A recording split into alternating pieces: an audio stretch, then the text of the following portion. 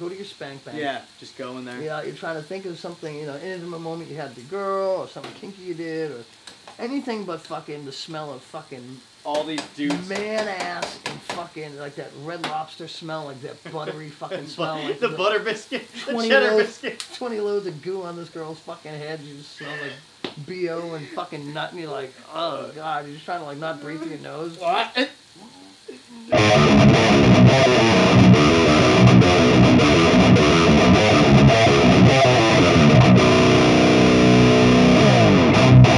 Hey guys, it's Hanging with Nathan, and this is Jack Vegas. Jack. Yes, sir. It's so glad to finally have you on. I'm glad to be here, man. I've been looking forward to this for a while. So. And today we're gonna make a tri-tip sandwich without the tri-tip because apparently California's having a shortage of tri-tip. I don't fucking know. It's so weird because I thought tri-tip was a California piece of meat, like that we just eat all the time, and allegedly we just don't have any at the store. So yeah, it's probably on a shipping container somewhere else. Yeah, right. So instead we're using beef chuck, and we're also gonna use the crispy pork belly from the other day. So, Jack, how long you been doing this, man? Cooking or oh, no. I'd say the dicking thing. Oh, the adult industry. I started 2003-ish, 2004. Yeah? It was, but 2003 was my first AVN, and I came across it just by accident.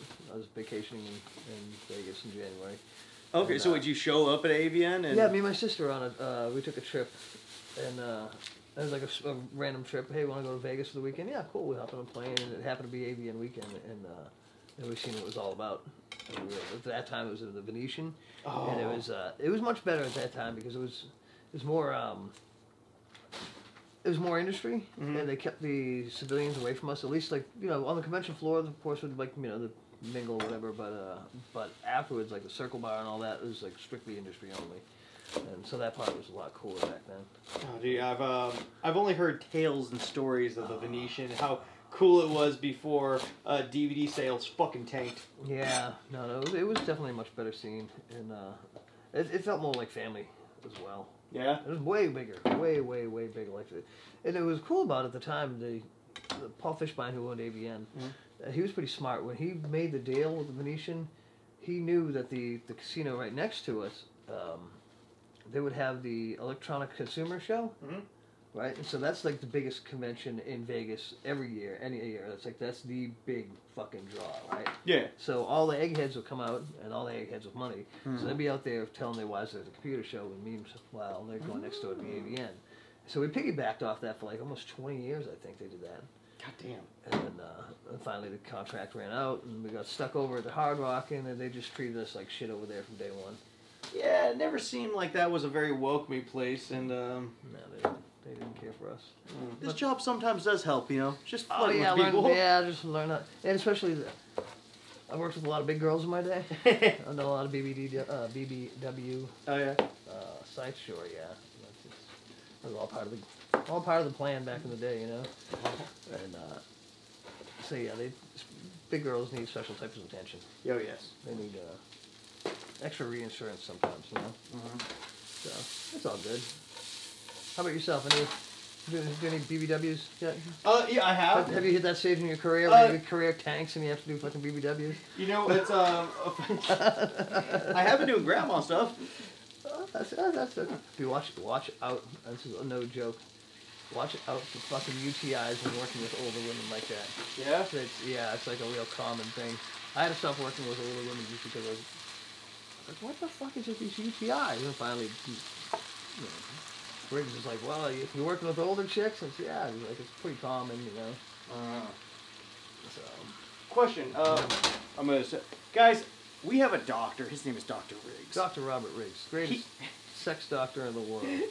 Also, one of my favorite people to go see because he just doesn't seem to give a fuck ever. Yes. And he said some of the most funny shit, not to me, but just because he said it. First time I ever went to see him, what was it? I go in there and I'm like, I forgot what it was for, but first thing was, you smoking that dirty Mexican meth? I'm like, and his assistant was definitely a Latino woman, and she's just like writing, and I'm like, no. He's like, no, Viagra? And like, that was... No, I smoked that nice clean Hell's Angels meth that you make up north. I smoked the solid stuff, but I was like, what the fuck do you mean? He's almost 70 years old. Oh, dude, he's right? fantastic. So he's going to be retiring soon. He told me I'm retiring this year, and I was like, no, you can't. He's like, I'm almost 70. I don't want him to retire. I just want him to keep getting more and more fucked up. Oh, dude, yeah, he's from a different generation. He's from that old school. Didn't have to give a fuck. Just by being in the industry, he just assumes that we all fucking sit around smoking fucking crystal meth. Yeah. It was really popular, I guess, back in the early 2000s when you know. And dude, he's got a really interesting story. He had a. You know all about him and how he got started in the industry, right? No, I have no idea anything about him. I thought he's the most interesting person. I would almost love to put him on this show if I could, because he's. You should see if I can get him on here, because he's no one knows about him unless you're in the industry. Right. And but as soon as you're in the industry, this is the first person. And then some people have like he sucks, he's not a good doctor, you know, they'll say shit like that, and it's usually some girl that has to go to him too often. Yeah. You know what I mean, for fucking different things or whatever. And they get all bitter that he calls them out on it, smoking meth or they're being dirty whores or something, you know. Need some more vibes. So this is the story of Riggs. I'll make this a Reader's Digest, but this is a good story. People should know this one. So back in the 90s, there was a famous HIV outbreak in the industry, and like 5 women got it. And it was really, really bad. And in that time, this was before testing, right? So people really weren't testing at all. Yeah. And guys, for everyone's information, we get tested every 14 days because of this scenario. I'm pretty sure, right? Yes. Yeah. It all started back in the 90s, and there was one particular performer. Her name was Sharon Mitchell. She was a female performer, and these were her friends. These were people that she knew that were getting HIV, and they couldn't figure out which male talent was giving it to them. Right. So they said to everyone, "Hey, everyone's gonna come in. We're all gonna have to start this testing thing, and it's gonna have to do it every 30 days." And so she made a list, and everyone who was cool came in and got tested. You know, it wasn't a big fucking deal. But there's like 3 names that people were just dodging this fucking woman. One of the guys happened to be out of the country or whatever. She thought she was dodging this guy Jay, and a couple other guys. But this one dude the guy that had it, she ended up fucking calling her Hell's Angels friends and saying, "Hey, I suspect this dude has HIV, and he's fucking avoiding me." So she kidnapped him. This is a documentary she has on Netflix too. You can watch it. She brags about it in this documentary, but she had a producer fucking call him up and say, "Hey, I'm booking you for this scene. When you come by?" And when he showed up at a fucking warehouse, these fucking Hell's Angels grabbed him, fucking threw him in the back of a van. They held him down, and they fucking drew his blood. Oh god. And they had him fucking tested, and it was him, and that's how the whole testing procedure started. Right. So. And before that, people would just, like, if you got something on set, you would just go to Riggs. Yeah. So that was Sharon Mitchell's whole thing. She was going to be the adult performer who opened up her own testing facilities and got licensed and did all this shit. And that was going to be her big shtick. And she called it AIM, Adult Industry Medical. Right? So it was your AIM test. And everyone went to AIM. And she had draw stations, like one in Phoenix and a couple of different places, whatever. She worked out different blood draws. And so then one day Riggs decided, like, hey, you know what? I should be testing these guys too, because all these adult performers have been coming to me for years. Anytime they catch something or they don't feel well, they come to me. Yeah. So he tried jumping in on this fucking testing shit, and Sharon wasn't having any of it, right? Oh. So what do you think Sharon did? Called the Hell's Angel guys again? She called up the Hell's Angel guys again. And they went over to Dr. Riggs' office and they fucking burnt it down to the ground. Oh, Jesus. I sent him a clear fucking message that the testing facility is fucking for her. And she made a deal with him in the end. She said, listen, I'm going to test everyone. And if someone fucking pops up dirty, I'll send them to you. But you can't test no one. So she told this doctor, and his hands were tied. The message was clear. He got off lucky the first time they burnt his fucking building down. The second time he could end up in a fucking trunk somewhere. So to this day, he still just fucking, he just sees us when we're sick, and and Sharon's long gone. But, yeah, I'm still sure but he still doesn't want to deal with any of the bullshit, and he knows how crazy these fucking people are in the adult industry. Oh wow, I did not know that about him. Oh yeah. So now it's your test, it's your Viagra, it's your fucking, or some guys are on fucking Trimex or Bimex, you know what I mean? Yeah. Now you're shooting your dick up. That's like fucking what, like $80 a fucking shot or something? Yeah. It's I mean, God bless the guys who want to go that hard, man. But I did it one time and it scares the fuck out of me. You ever try that? I've done it a handful of times. I did like maybe 3 or 4 times throughout my entire career when I was, and then as of recently, I've had I keep it around now. I would. Yeah. If I do, I'm going to a doctor just because like there's some days like where it's like I don't like doing gangbangs anymore, man. Just because it's not even the fact of doing gangbangs, it's just the sheer how much pressure's been put on me in the past, and it's fucked with me. Oh, see, you know what? It's funny. I know what you're saying. I can relate, but and I used to feel the same way in the beginning with the gangbangs, and then one day I realized gangbangs are like because at the beginning, you show up, everyone's trying to hog the pussy. They're like fucking pigs to a trough, you know. Everyone's fighting for their fucking position and everything, and you're trying to get in there, and it's frustrating because you can't keep your dick and fight with people. Yeah. So I realized, and this is how I handle them.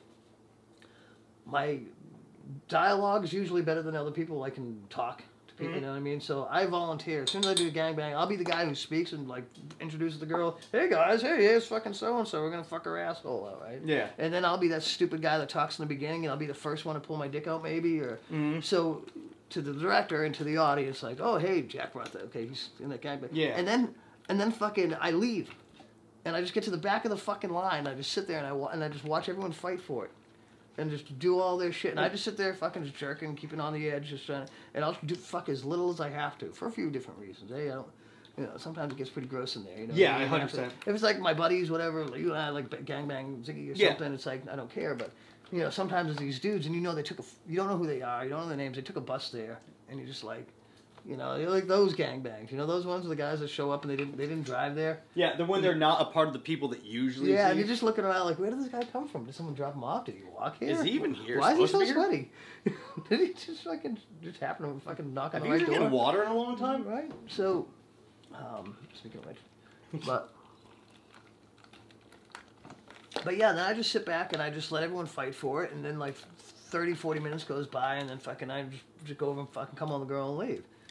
So the whole secret to gangbangs is not to stress about them. It's just to just get in the beginning, make a big fucking thing of yourself, and then just fucking disappear until fucking it's time to get your check. And like now I go about if I go, you put them, I totally do that. But like the last couple I was in, there was none doing that. It wasn't like a dog fart one. It was like we are on all of you. And so it's like a Jules Jordan one or something. It was I can't remember the last one, but it was me and like 3 dudes, and we had to be in all the time. And so it's like I stress myself out for no fucking reason, and you know it's like I think at this point I like when I tell directors now I'm like they want me in I'm like bro I'm gonna give you the straight up fact you want me in there, you know I'm not the best at this.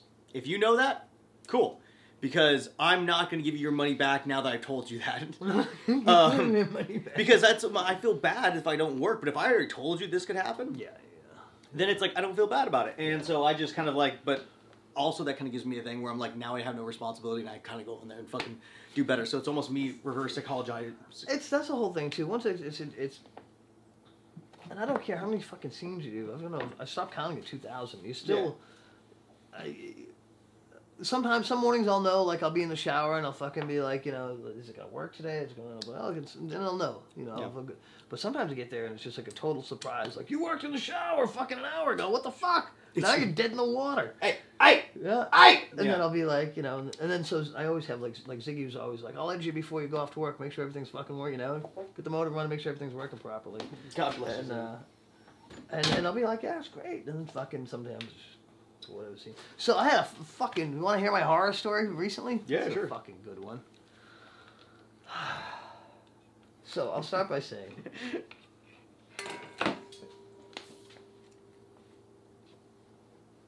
I understand there's a reason why people aren't supposed to get high on set. Mm-hmm. You know what I mean? It's like, especially I work for Gamma, for example, and there's no tomfoolery like that. I'll say there's no smoking dope on set or people drinking. All that bullshit goes on. A lot of fans may think that happens on porn sets, and maybe some companies do. Maybe a few directors still do that type of shit. But for the most part, all that's gone. It's very corporate, very professional, and none of that shit happens. Yeah. That being said. Keep going. My agent sends me to a new company recently. There's a Chinese company. All these fellas are from China. They were nice, decent enough guys to work with, and it was cool. They had all this working on crews myself. They had the same like little idiosyncrasies. Like even though they spoke a totally different language, we communicated really well the whole time. I was able to understand what they were saying because like Sammy Camera in Chinese is still Sammy Camera. You know what I mean? So shit like that, and like when they're talking about lenses or things like that, there's certain things like I could stay involved in the conversation just because there were similar words and just because of how they were behaving, they were just like my crew. Gotcha. So when I get to set, like I can tell they're all already annoyed with this female talent, right? Like I just get that vibe that like she's already driven them fucking nuts, and she's like, and I can tell. Like herding kittens, we call it, those ones, you have to look at the girls just fucking walking all over the place and doing all kinds of fucking shit. spacey as hell. hell. And they're like, hey, we're trying to get this done, So the girl's smoking a vape pen, like, and she is just like she can't breathe without this fucking thing. She's not taking a couple of hits, she's every 2 seconds. And so we're trying to get the scene going, trying to do the dialogue, and she's new, so she's not good at the dialogue. And she's not, and then they're trying to feed her lines, and this is like really, it's not hard stuff, you know what I mean? It's not like a basic shit. Yeah, it's not like a pure taboo 40-page script or anything. This is, just role play, and at this point, I'm breaking a few cardinal rules of mine. At this stage of the game, I try not to shoot for new companies. Yeah. I try not to shoot for directors that were not performers or have never performed before. Which is a great rule of yours, and I remember you telling me that. I'm like, yeah, I should listen. Yeah, that one's a good one. Occasionally I'll do it for another director or two, like Dan and Rhiannon, I think, for Anatomic. They've never performed, but they're still considerate. Yeah. But they're probably the only people I can think of that I work for that are performers. So, in retrospect, I should have said to pulled the director aside and said, hey, this girl's a fucking moron. We should change her out, or we should do something. I don't want to do the scene. But 4 hours in, I'm hungry. I just want to fuck her and go home. Right? Yeah. And she's attractive. She's a pretty girl. Nothing saying about You know what I mean? So the guy in me doesn't want to call the scene because I want to fuck her still. Yeah, you still want to get your nuts. Like, fuck, it's a $600 a day.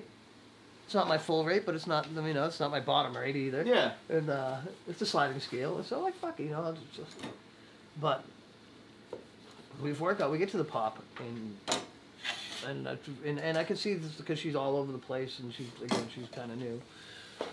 So I asked the director, where's the pop? He said, it's gonna be on in her mouth. Okay, cool. You want her on her knees? Yeah, on her knees. Right here? Yeah, okay. So, honey, we're gonna block this out, I said to her. So let's, we'll block it. Yeah. So she does it, right? Fucking, I'm gonna come. I'll say I'm gonna come, and you show me, and she says I'm gonna drop here, and she does the thing, and we block it all out very nicely. Yeah. And I'm like, okay, cool. She's got it. She's fucking. We're look at this. Look at her. Look at her go. Home fucking run, right? She's fucking. I fuck her for like a minute. I get my steam up. I'm getting ready to come. I say, okay, I'm gonna come, and she drops to her knees. She grabs I got my dick aimed perfect. Yeah. She grabs my dick, right? Now we didn't agree on this. We didn't talk about grabbing my dick, right? She just had to go get her knees up in her mouth. She grabs the dick knee thing, jams it in her mouth, right? Because she has, in her mind, she has some big fucking thing. She catches the canine on my piss hole. On my piss hole, dude. She tears my piss hole about the fucking length and thickness of a Tic Tac, right? My fucking piss hole, right? It hurt so bad. So she jams the dick in her mouth, one of these things, and then she's like, and I'm coming as I'm bleeding. Horrible sensation. The tip of my dick is happening, right? It's very, very, very, very horrible fucking feeling. And the whole time, like, the camera's like how your camera's set up, and this guy's the director, so I'm looking at him like, oh, fuck, we got a problem. And he's looking at me like, why is this guy making this stupid fucking face, right? This Chinese dude's looking at me like, what's wrong with this guy? And I'm pointing down like this, like, fuck, And I take the dick out of her mouth, and she goes to spit the cum out, and it's just blood. Like Ozzy Osbourne just bit a fucking bat's head off on stage. Like, that's the type of fucking, just pouring fucking blood. And I'm fucking pointing to my dick, and now my dick's just dripping blood on the floor. And you know what this fucking girl says? She completely breaks character. I mean, not that you can save the scene now, because there's blood coming out of her mouth. But she goes, oh my god, that's gross! Your dick's bleeding. Do you have cancer? This is the kind of stuff people we have to deal with sometimes. Just want you all to know. Your dick's bleeding. Do you have cancer? She says. And everyone is like, when I tell the story, everyone says the same thing. Is that like a sign of fucking having cancer? Your dick bleeds? I'm like, I don't think so. But she says it, right? And I'm so fucking mad. I'm thinking, no, you fucking dummy. You were high and you weren't listening, and now you fucking injured me because you're a fucking pothead. And you're fucking too... now you... Like, oh, God. I wanted to just quit. Now, and we can laugh about this now, but don't you kind of... No, I'm still not like it's been 3 weeks. My dick's still fucked up. I haven't been able to do scenes. Oh, still? Yeah, no, my dick's fucking jammed up pretty good. Don't you wish sometimes you get some of that footage? I actually, it's funny you say that. I want the footage. I'm actually thinking about reaching out to them and saying, hey, I don't know what you guys are going to do with it. It was fucking brutally awful. But, yeah. But yeah, I should have at least that like little thing.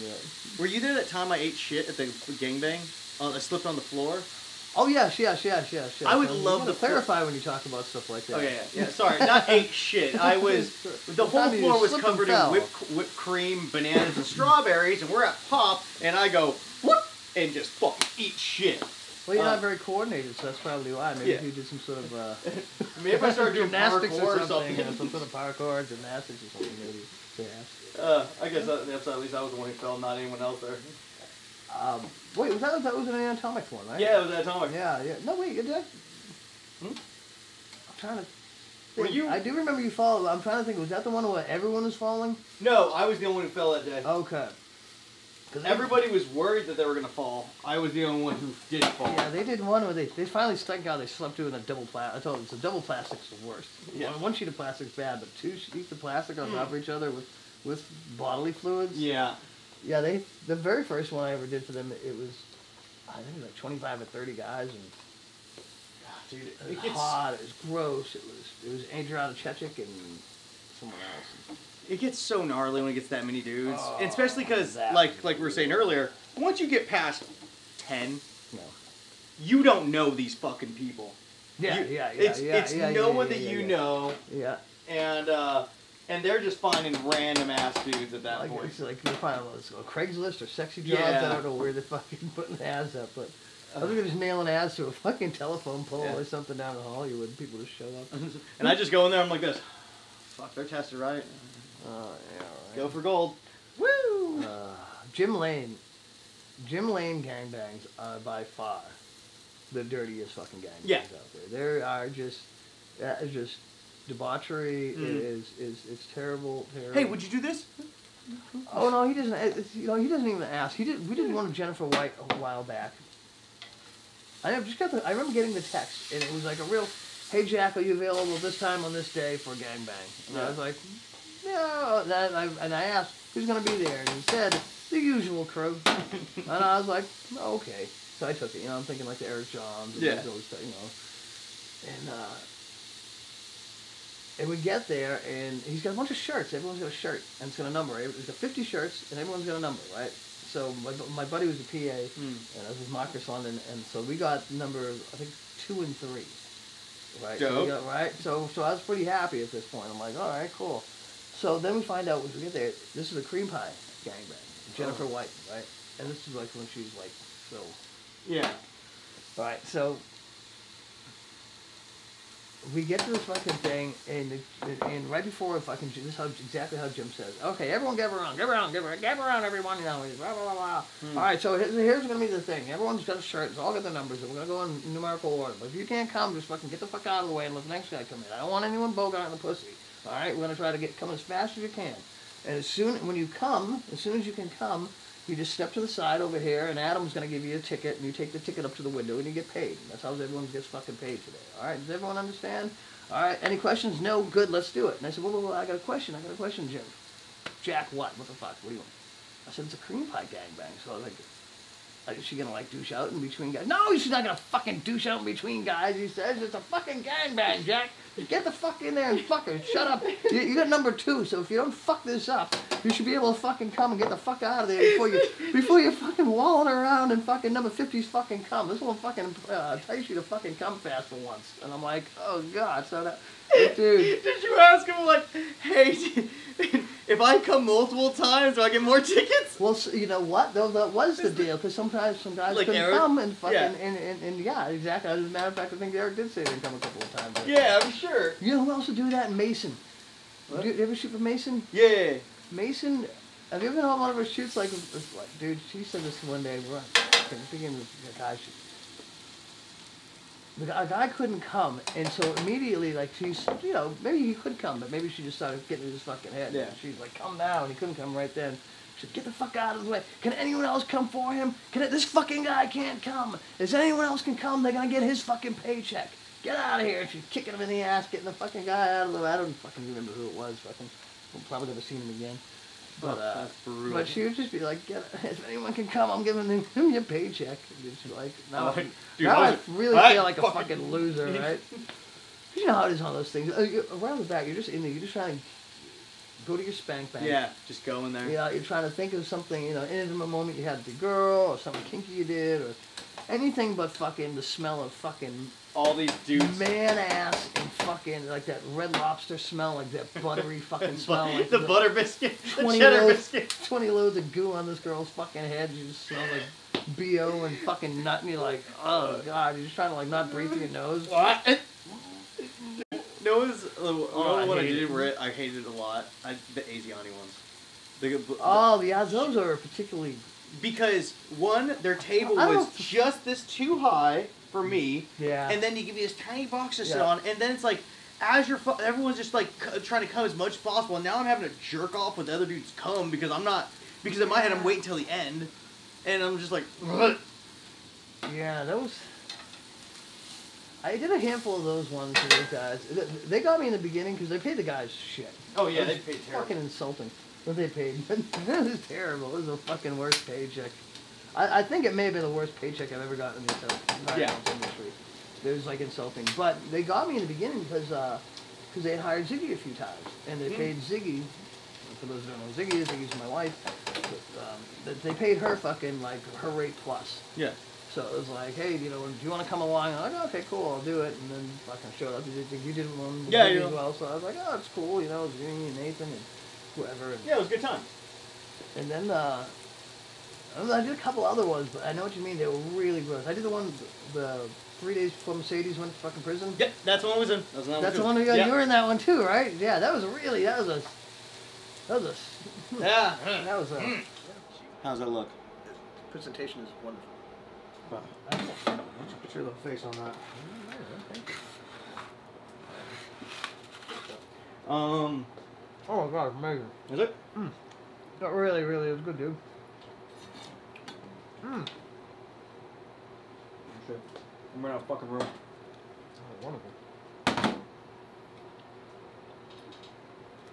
Oh, Ziggy missed out.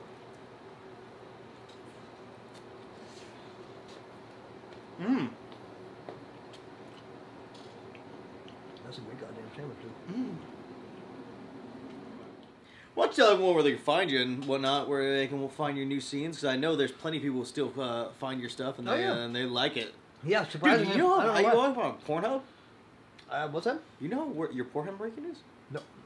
Dude, you're pretty high up there. Am I? Yeah, you're like, I think, under 50 or something like No way, really? that. Yeah. I'll have to check that out. Yeah. I was not aware of that. Yeah, I was like, I was on there the other day. I was like, Jesus Christ, bro, you got a good ranking. Yeah, no, I don't keep up with that or follow it or anything. Yeah. So it's really. I know when it was earlier in my career, it was really important. Yeah. And then I was like whatever, like number fucking 25,000 or something. Yeah. I just gave up fucking. Dude, there was a site years ago, Sexy Jobs. Mm-hmm. You can go on Sexy Jobs, and if you put in Nathan Bronson, right? Say you were like number 1,000. You put in Nathan Bronson, fucking now you're number 999. If you hit it, enter again, you'd be 998, 97, 90. So I was at the beginning. I was like, I figured this out, and I was like, oh fuck, I'll just keep fucking searching my fucking name on this thing and bring my fucking ratings up. And then some other douchebag fucking musclehead guy, he did the same thing. And we would just go back and forth, fucking like Enter our names. So everyone else had like these like fucking like normal numbers, and me and this one douchebag like fucking it was so obvious, and they kicked us off the site. And so I don't fuck around with those sites anymore. Yeah. But that's good to know. I'll have to check that out. Pornhub. But where else can I find you? I got a Team Skeet. Team Skeet still shoots me for some reason. I don't know why. Mostly because I have friends there, not because I'm not yeah. That's about it. Yeah. Fucking hey, man. But that's about it. Yeah, that and that's about it. I'm just promoting Team Skeet nowadays. Fucking I work for Gamma, but that's behind the scenes and behind the camera and yeah. So Team Skeet. If you want to see me naked, fucking hot chicks, Team Skeet's where you can find it. Yeah. That other one I don't talk about either because it's really weird and twisted. I know which one that is. Well, guys, thank you so much for joining me. Thank you so much for coming in, dude. It's always it's me. such always a fun time to actually have a conversation with you, and I think this was actually one of my favorite one to actually do. So thank you guys so much for coming in, joining, watching, looking at the food. It made a fucking mess. I'm gonna clean it up tomorrow, and I hope you like, subscribe, follow, and fucking whatever.